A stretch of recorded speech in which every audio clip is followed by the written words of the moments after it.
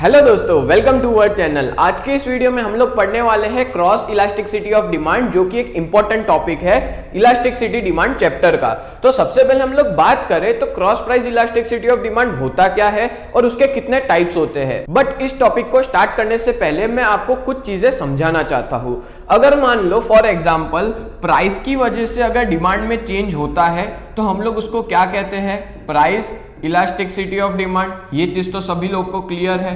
अगर मान low income की वजह से डिमांड में चेंज होता है तो हम लोग उसको क्या कहते हैं, income elasticity of demand.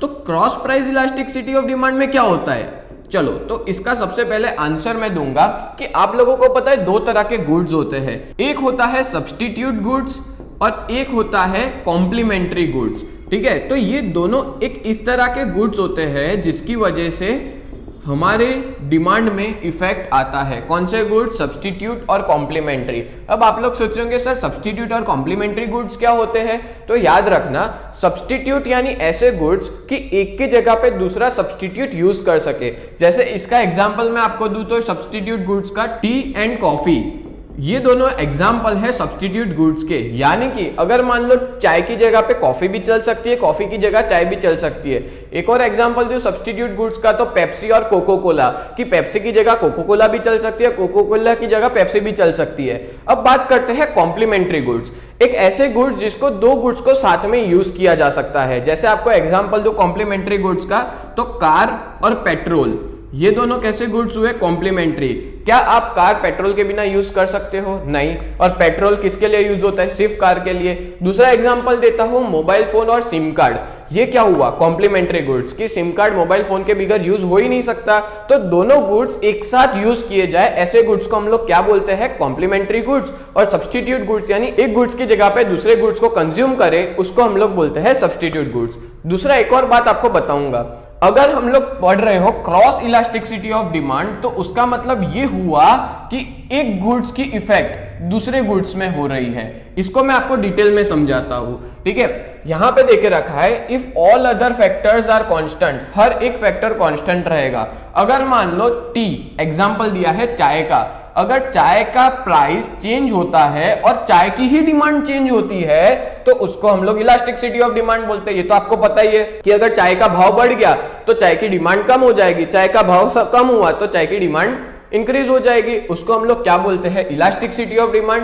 But अगर, ध्यान से सुनना, बट अगर price of coffee changes, coffee की प्राइस बदलने पे अगर चाय की डिमांड बदल जाए तो इसको बोला जाता है क्रॉस इलास्टिसिटी ऑफ डिमांड। यानी वही हुआ सब्स्टिट्यूट गुड्स वाली बात कि भाई कॉफी सस्ती हो गई या तो महंगी हो गई और उसकी सीधी इफेक्ट किस पे पड़ती है, चाय पे पड़ती है। चाय की डिमांड बढ़ जाएगी या तो फिर कम हो जाएगी, और उसको ही हम लोग क्या कहते हैं, cross elasticity of demand.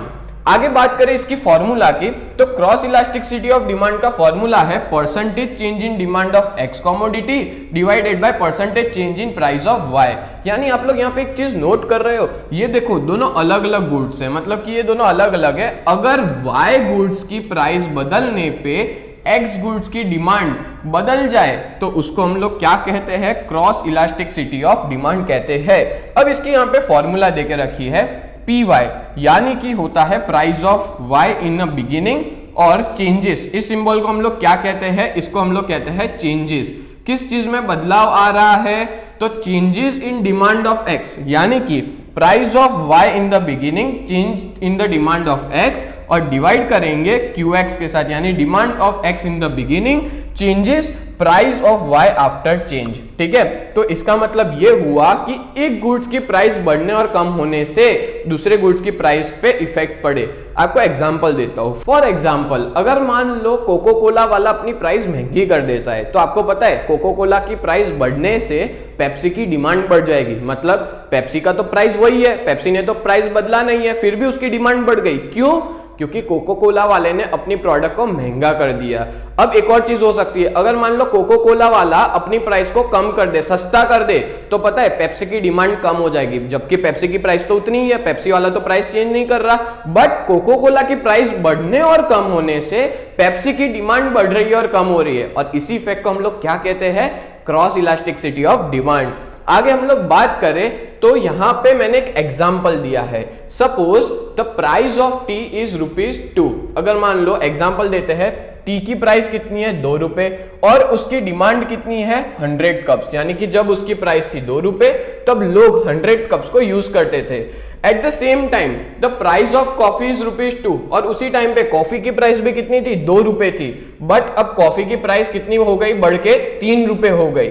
The demand of tea goes to 200 cups. मैंने पहले ही कहा, देखो यहां पे क्या हो रहा है कि जो टी है उसकी तो प्राइस वही है, बट कॉफी वाले ने अपनी प्राइस ₹2 से बढ़ा के कितनी कर दी, ₹3। उसकी वजह से पहले जो टी बेचती थी, यानी कि जो चाय थी वो 100 कप बेचते थे, अब उसकी जगह कितना बेचा जा रहा है, 200 कप। इसका मतलब ये हुआ कि यहां पे क्रॉस प्राइस इलास्टिसिटी अवेलेबल है। देखो क्रॉस इलास्टिसिटी ऑफ डिमांड की फॉर्मूला क्या है, percentage change in demand of T divided by percentage change in the price of coffee. अब आप लोग मुझे बताओ, यहाँ पे PY चेंजेस QX। PY यानी यहाँ पे बात की गई है कॉफी की। कॉफी की इनिशियली जो प्राइस थी वो कितनी थी, प्राइस थी ₹2 और उसकी वजह से डिमांड कितनी बदल रही है, कॉफी की प्राइस बढ़ने और कम होने से, किस चीज की, तो यहाँ पे बात कर रहे हैं टी की डिमांड बदलना।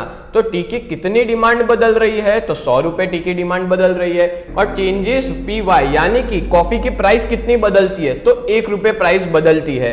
ठीक है, अब हम लोग जब इसको सॉल्व करेंगे, यहां पे मैं लिख लेता हूं change in price of coffee. ठीक है, कॉफी के प्राइस में कितना बदलाव आया, तो ₹1 आया। और यहाँ पे क्या था कि कॉफी की इनिशियल प्राइस कितनी है, यहाँ पे था चाय की कितनी डिमांड बदल रही है, यहाँ पे था कि चाय जो है इनिशियली उसकी प्राइस क्या थी, और यहाँ पे है कि कॉफी की प्राइस कितनी बदल रही है। 2 × 100 होगा 200 डिवाइड बाय 100, तो आंसर क्या आएगा, 2 आएगा। और ये जो 2 आंसर मिला ना, उसको ही हम लोग कहते हैं क्रॉस प्राइस इलास्टिसिटी, यानी कि यहाँ पे क्रॉस इलास्टिसिटी कितनी है, 2 है। ठीक है, आगे हम लोग बात करते हैं इसके टाइप्स की। तो बेसिकली बात की जाए तो इसके 3 ही टाइप्स है। सबसे पहला है positive cross elasticity, negative cross elasticity और है जीरो क्रॉस इलास्टिसिटी। अब देखो इन तीनों टाइप्स को मैं एक एक करके डिटेल में एक्सप्लेन करूंगा। सबसे पहला है पॉजिटिव क्रॉस इलास्टिसिटी। अब देखो पॉजिटिव क्रॉस इलास्टिसिटी मतलब कि बहुत से गुड्स ऐसे होते हैं जो कैसे है, सब्सटीट्यूट होते हैं एक दूसरे के। ठीक है, तो यहाँ पे हम लोग क्रॉस इलास्टिसिटी ऐसा कहेंगे कि कैसी होती है, पॉजिटिव होती है। मैं आपको डिटेल में एग्जांपल समझाता हूं टी और कॉफी का। फॉर एग्जांपल ये टी है, ये कॉफी है। अब मान लो कॉफी की प्राइस क्या हो रही है, बढ़ रही है, यानी कि कॉफी वाला अपनी प्राइस बढ़ा रहा है। मान लो 10% उसने अपनी प्राइस को बढ़ाया, तो सीधी सी बात है कॉफी की प्राइस बढ़ी है, टी की प्राइस बढ़ी नहीं है। टी की तो प्राइस उतनी है, बट आपको पता है कॉफी की 10% प्राइस बढ़ने से क्या बढ़ा रहा है, प्राइस बढ़ा रहा है, तो टी की जो डिमांड है ना वो बढ़ जाएगी। कितने परसेंट, 10%। मतलब कि वो जितनी प्राइस बढ़ाए, जितने परसेंट, उतने ही परसेंट अगर टी की डिमांड बढ़ जाए तो उसको हम लोग क्या कहेंगे, पॉजिटिव क्रॉस इलास्टिसिटी कहेंगे। इसका उल्टा भी हो सकता है। मान लो ये अपनी प्राइस को 10% कम कर देता है, यानी कि कॉफी अब सस्ती हो गई, ठीक है, चाय से भी, तो पता है क्या होगा, ये जो टी है ना उसकी डिमांड क्या हो जाएगी, कम हो जाएगी। कितने परसेंट, 10%। यानी कि यहाँ पे ये हमको समझ में आ रहा है कि जितने परसेंट प्राइस बदल रही है उतने ही परसेंट की टी की डिमांड बदल रही है। ठीक है, मतलब कॉफी के प्राइस बदलने से अगर टी की डिमांड पे अफेक्ट होता है, इक्वल इफेक्ट, तो उसको हम लोग कहते हैं पॉजिटिव क्रॉस इलास्टिसिटी। अब हम लोग इसका डायग्राम सीखते हैं कि कैसे बनाना है। सबसे पहले आपको 2 एक्सिस प्रिपेयर करने हैं, एक्स एक्सिस और वाई एक्सिस। एक्स एक्सिस पे आपको लिखना होगा demand for tea, Y axis पे लिखना होगा प्राइस ऑफ कॉफी। अब यहाँ पे सबसे पहले मैं आपको एग्जांपल देता हूँ। फॉर एग्जांपल पहले कॉफी की प्राइस थी n पॉइंट, यानी कि उसकी प्राइस मान लो 10 रुपए थी। उस टाइम पे लोग पता है कितनी टी की डिमांड करते थे, 100 यूनिट्स की। यहाँ पे मैं एक हाइपोथेटिकल एग्जांपल दे रहा हूँ। यहाँ पे जो नंबर्स है ना वो आप लोग एग्जाम में मत लिखना, मैं खाली एग्जांपल के लिए समझा रहा हूँ। ठीक है, अब यहाँ पे कॉफी वाला क्या कर रहा है पता है, अपनी प्राइस को बढ़ा दे रहा है। पहले मैं क्या करता हूँ, इन दोनों को आपस में इंटरसेक्ट कर देता हूँ। ठीक है, अब कॉफी वाला अपनी प्राइस को कितनी कर देता है, n1, यानी कि 10 रुपए से उसने अपनी प्राइस कितनी कर दी, 11 रुपए, यानी कि वो 10% अपनी प्राइस को इंक्रीज कर रहा है। जब वो अपनी 10% प्राइस बढ़ा रहा है उसकी वजह से सीधी सी बात है कॉफी की प्राइस बढ़ी तो क्या होगा, टी वाले की डिमांड क्या हो जाएगी, चाय की डिमांड बढ़ जाएगी। तो चाय की डिमांड बढ़ के कितनी हो गई, इसकी भी 10% डिमांड बढ़ गई, यानी कि 110 हो गई। ठीक है, जब हम लोग इन दोनों को आपस में कनेक्ट करेंगे उसके बाद 2 पॉइंट मिलेंगे, ये जो मिलेगा वो पॉइंट ए होगा, ये जो मिलेगा वो पॉइंट बी होगा। इन दोनों को इस तरह से इंटरसेक्ट कर देंगे तो ये जो मिला वो हमको मिला डिमांड कर्व, जिसको डी कहेंगे, और ये जो कर्व है उसको हम लोग कहेंगे कि यहाँ पे कैसी इलास्टिसिटी है, तो पॉजिटिव क्रॉस इलास्टिसिटी।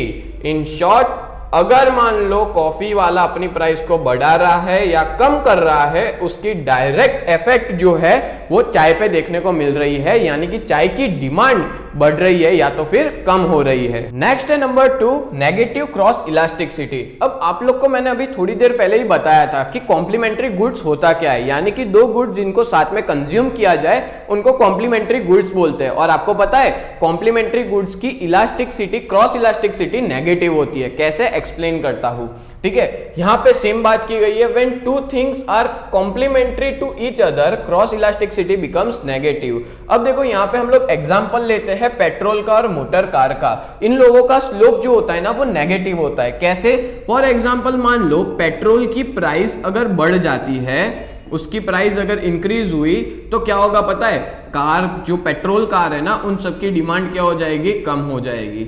अगर मान लो पेट्रोल सस्ता होता है, जैसा कि दुबई के अंदर है, पता है आपको दुबई में बहुत ज्यादा सस्ता है पेट्रोल, पानी के भाव पेट्रोल मिलता है, तो वहां पे कार की डिमांड क्या हो जाएगी, बहुत ज्यादा हो जाएगी, सुपर और लग्जूरियस कार्स भी लोग खरीदेंगे। तो इन शॉर्ट पेट्रोल और कार, पेट्रोल से चलने वाली कार, इन दोनों के बीच में डायरेक्ट रिलेशन है, यानी कि कॉम्प्लीमेंट्री गुड्स है। अगर पेट्रोल की प्राइस बढ़ रही है तो कार की डिमांड कम हो रही है, और पेट्रोल की प्राइस कम हो रही है तो कार की डिमांड बढ़ रही है। इन शॉर्ट कार का भाव तो उतना ही है, कार का भाव तो चेंज नहीं हो रहा, बट पेट्रोल का भाव बदलने से कार की डिमांड पे सीधी इफेक्ट होती है, और इसी को हम लोग क्या कहते हैं, नेगेटिव क्रॉस इलास्टिसिटी कहते हैं। अब आपको मैं इसका डायग्राम समझाता हूं।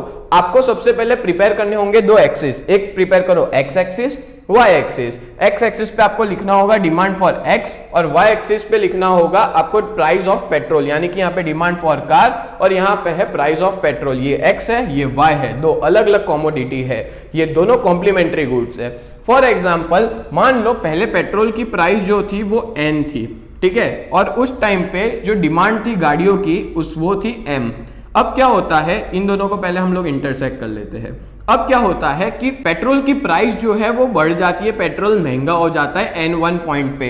तो आपको पता है कार की डिमांड जो पेट्रोल से चलती है उन सबकी डिमांड क्या हो जाएगी, कम हो जाएगी, यानी M1 पॉइंट हो जाएगा, और इन दोनों को आपस में मैं इंटरसेक्ट कर लेता हूं। तो यहाँ पे आप लोग देख सकते हो कि 2 पॉइंट मिले, point A and point B. इनका जो स्लोप है वो कैसा है, नेगेटिव स्लोप है, यानी कि फ्रॉम अपवर्ड टू डाउनवर्ड जा रहा है। इसको हम लोग डी यानी डिमांड कर्व है, और इस डिमांड कर्व की कैरेक्टरिस्टिक कैसी है, ये कैसा है, इसकी इलास्टिसिटी है negative cross elasticity. In short हम लोग इस पे से ये समझ सकते हैं कि पेट्रोल की प्राइस बढ़ने और कम होने से सीधी इफेक्ट हो रही है कार की डिमांड पे, कार की डिमांड बढ़ रही है या तो फिर कम हो रही है। नेक्स्ट हम लोग बात करते हैं जीरो क्रॉस इलास्टिसिटी। यहां पे पता है कैसे गुड्स आते हैं, ऐसे 2 गुड्स का एग्जांपल देंगे जो एक दूसरे के साथ रिलेट ही नहीं करते, यानी कि अनरिलेटेड गुड्स। ये दोनों गुड्स को एक दूसरे के साथ लेना देना ही नहीं है, ठीक है, ध्यान से सुनना। अगर मान लो ऐसे गुड्स की वाई की प्राइस चेंज होती है तो आपको पता है एक्स की डिमांड में कोई असर नहीं पड़ेगा, यानी कि क्यों ऐसा, क्योंकि दोनों गुड्स में लेना देना ही नहीं है, और इस वजह से जो डिमांड है एक्स की वो हमेशा 0 रहेगी, और यहाँ पे जो क्रॉस इलास्टिसिटी का कर्व बनेगा वो पैरेलल होगा वर्टिकल लाइन। वर्टिकल लाइन यानी कि हम लोग जो यहाँ पे वाई एक्सिस बनाते हैं ना उसके पैरेलल में ही रहता है। यहाँ पे मैं आपको 2 एग्जांपल देता हूँ। एक एग्जांपल देता हूँ क्लॉथ का यानी कपड़ों का, और दूसरा एग्जांपल देता हूँ मैचेस, यानी कि हम लोग यहाँ पे तिल्ली जो होती है ना मैच स्टिक, उसका एग्जांपल लेते हैं। तो कपड़ों में और जो माचिस की तिल्ली होती है उन दोनों में किस तरह का रिलेशन, कोई रिलेशन नहीं है, ठीक है। तो इस तरह के गुड्स की डिमांड कैसी होती है, इलास्टिसिटी कैसी होती है, क्रॉस इलास्टिसिटी 0 रहती है।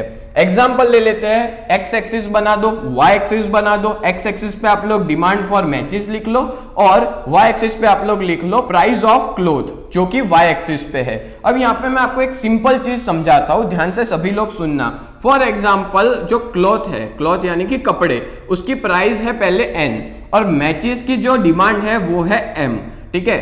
अब अगर मान लो क्लॉथ वाला जो है वो अपनी प्राइस को बढ़ाएगा, तो क्या मैचेस की डिमांड बढ़ेगी या कम होगी? कुछ भी नहीं होगा भाई। क्लोथ और मैचेस यानी कि माचिस की तिल्ली, इन दोनों के बीच में किस तरह का रिलेशन? कोई रिलेशन नहीं है। तो जिस वजह से इसकी डिमांड कैसी रहेगी? उतनी की उतनी रहेगी, क्योंकि भाई क्लोथ की प्राइस बढ़े या कम हो, माचिस को उससे क्या मतलब? माचिस तो उतनी की उतनी डिमांड रहेगी। ठीक है, इसलिए हम लोग इसको किस तरह से बनाएंगे? कुछ इस तरह से प्रिपेयर करेंगे, यानी कि इसकी जो लाइन होगी वो वर्टिकल होगी वाई एक्सिस के साथ। ये आ गया पॉइंट ए, ये आ गया पॉइंट बी, ठीक है, और ये आ गया हमारा डिमांड कर्व। और इसकी इलास्टिसिटी कैसी है? क्रॉस इलास्टिसिटी, तो हम लोग कहेंगे कि ये है जीरो क्रॉस इलास्टिसिटी। तो दोस्तों ये टॉपिक यहाँ पे होता है फिनिश। और ऐसे ही वीडियोस देखने के लिए आप लोग हमारे इकोनॉमिक्स के व्हाट्सएप ग्रुप में ज्वाइन हो जाइए, जो कि एकदम फ्री ऑफ कॉस्ट है, जिसमें हम लोग कोई चार्ज नहीं लेते हैं, जिसकी लिंक हमने डिस्क्रिप्शन में देके रखी है। और ऐसे ही वीडियोस देखने के लिए हमारे चैनल को सब्सक्राइब करें और मिलते हैं नेक्स्ट वीडियो में। तब तक के लिए bye and thank you so much.